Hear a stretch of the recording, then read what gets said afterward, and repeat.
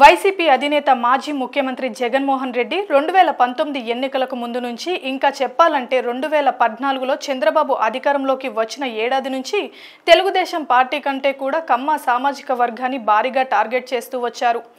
జగన్ నోటి వెంట పదే పదే కమ్మ ప్రస్తావన వచ్చేది.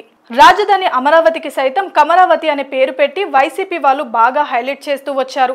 జగన్ సైతం అన్ని పదవులు కమ్మ వాళ్ళకే, కమ్మ పైతనం, కమ్మ రాజ్యం, కమ్మ దేశం, కమ్మ నాయకులు అంటూ 2019 ఎన్నికల టైంకు కమ్మ సామాజిక వర్గంపై మిగిలిన సామాజిక వర్గాలలో విషాన్ని నింపటంలో బాగా సక్సెస్ అయ్యారు. చివరకు 2019 ఎన్నికలకు వచ్చేసరికి కమ్మ సామాజిక వర్గం ఒకవైపు, మిగిలిన అన్ని సామాజిక వర్గాలు ఒక్కవైపు అన్నట్లుగా ఎన్నికలు జరిగేలా చేయడంలో జగన్ సక్సెస్ అయ్యారు.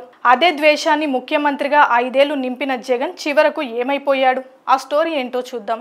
జగన్ ముఖ్యమంత్రి అయ్యాక కూడా కమ్మ సామాజిక వర్గాన్ని రాజకీయంగా, ఆర్థికంగా, సామాజికంగా ఇబ్బంది పెట్టేలా, ఇరుకున పెట్టేలా వ్యవహరించారు.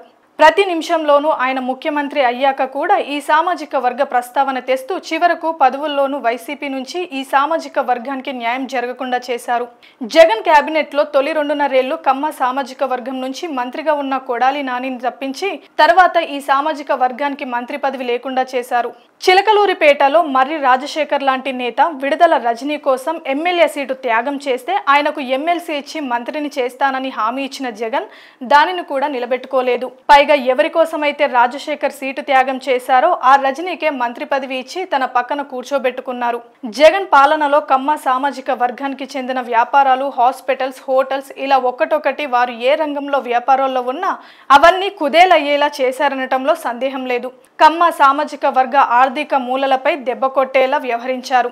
చివరికి 2019 ఎన్నికలోనూ 3 పార్లమెంట్ స్థానాలు కమ్మలకు కేటాయించిన జగన్ ఈ ఎన్నికల్లో అయితే ఒక్క విజయవాడలో, అది కూడా టీడీపీ నుంచి పార్టీ మారి వచ్చిన కేశినేని నానికి ఒక్కరికే కమ్మ కోటలో ఎంపీ టికెట్ కేటాయించారు. ఇక ఎమ్మెల్యే సీట్లు కూడా డబుల్ డిజిటల్ కూడా ఇవ్వలేదు.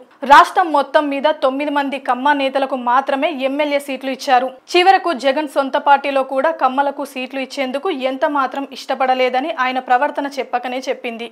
ఏ కమ్మ సామాజిక వర్గాన్ని అసెంబ్లీలో కూడా చూసేందుకు జగన్ ఇష్టపడలేదో ఇప్పుడు వాళ్ళే మిగిలిన అన్ని కులాలను కలుపుకొని జగన్ పునాదులను కూకట్ వేళ్లతో సహా పెకిలించి వేశారు. ఈ ఎన్నికలలో అసెంబ్లీ, పార్లమెంట్ ఎన్నికలకు కలిపి మొత్తం కోట నుంచి 40 మందికి పైగా కమ్మలు ఎంపీ, ఎమ్మెల్యేలు విజయం సాధించారు.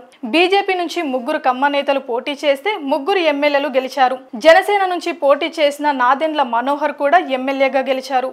ఇక టీడీపీ నుంచి పోటీ చేసిన కమ్మవారిలో దర్శిలో గొట్టిపాటి లక్ష్మి మినహా అందరూ విజయం సాధించారు. ఇక ఎంపీల విషయానికి వస్తే టీడీపీ నుంచి పోటీ చేసిన కమ్మ ఎంపీలు విశాఖ నుంచి శ్రీ భరత్, విజయవాడ నుంచి కేశినేని చిన్ని, గుంటూరు నుంచి పెమ్మసాని చంద్రశేఖర్, నర్సరావుపేట నుంచి లావు శ్రీకృష్ణ దేవరాయలతో పాటు బీజేపీ నుంచి పోటీ చేసిన ఆ పార్టీ రాష్ట్ర అధ్యక్షురాలు దగ్గుపాటి పురంధేశ్వరి సైతం ఘన విజయం సాధించారు.